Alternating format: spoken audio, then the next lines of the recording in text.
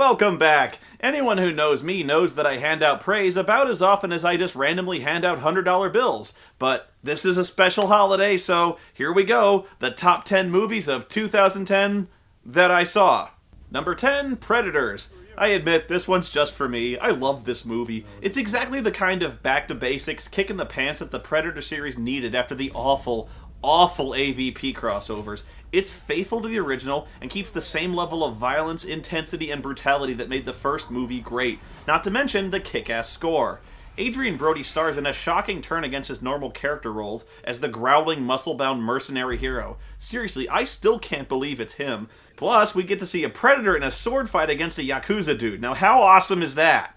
Number 9, Shutter Island. I'm a big fan of psychological horror, and Martin Scorsese really brings it hard in Shutter Island. It's a story of guilt and fear, and mainly paranoia, as Leonardo DiCaprio's character begins to suspect a growing conspiracy everywhere among the doctors of the island.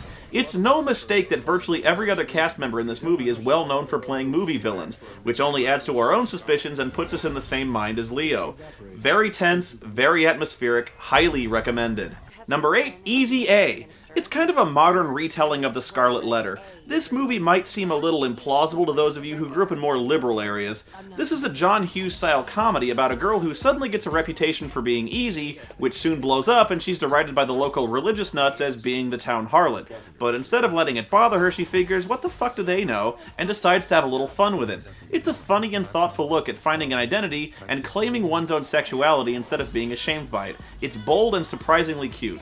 Number 7, Paranormal Activity 2. This movie ups the ante from the original and does it effectively, which is surprising.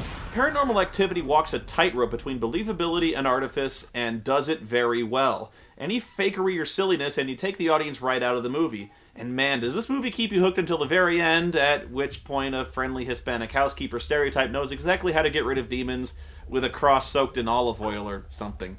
It's because she's Catholic, you see. Well, anyway, joking aside, this movie actually did kick all kinds of ass. It's the rare horror movie that's actually scary. Number 6, Inception. Now, this is closer to what I was thinking of when I said Tron could be bold, new, innovative, and interesting. Inception is an enthralling ride, a Gordian knot of interweaving plot lines open to interpretation for years to come. It's fun, challenges our perceptions and the way we think about movies and the nature of dreams, and pushes our imaginations forward, which is what science fiction is supposed to do. Number 5, The Last Exorcism. This was the surprise of the year for me. I was all ready to hate this one in advance, and it turned out to be one of the most effective horror movies of the year. The documentary style is never broken and is used to good effect, and it's filled with sympathetic, reasonable, and most importantly, interesting characters. The story is heavy with menace and dread, and indeed, lots of surprises, and I'm rarely surprised by a movie. I even loved the ending, which I thought was perfectly in tune with the rest of the film in a Lovecraftian kind of way. Although some people disagreed with me. Cinema snob! Number 4, Let Me In. Probably the most controversial pick on my list. This movie brings a rare flavor of horror not often found in movies. I think it's a remake that actually surpasses the original in terms of acting, production value, and soundtrack. And when I'm saying this about a vampire movie, you should definitely take note. Number 3, True Grit. You know, it almost feels like the Coen brothers are slumming it with this relatively simplistic formula western, but I can't argue with great directors doing great work. True Grit is flawlessly executed with the Coens' trademark dry humor and top-notch acting all around, even if I do think Matt Damon is slightly miscast. The real revelation about this movie is Haley Steinfeld as 14-year-old Maddie Ross, and why she's up for Best Supporting Actress instead of Best Actress is a fucking mystery to me. She's in every freaking scene! She's the main protagonist of the movie!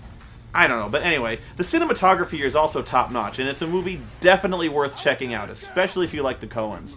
Number 2, Scott Pilgrim vs. the World.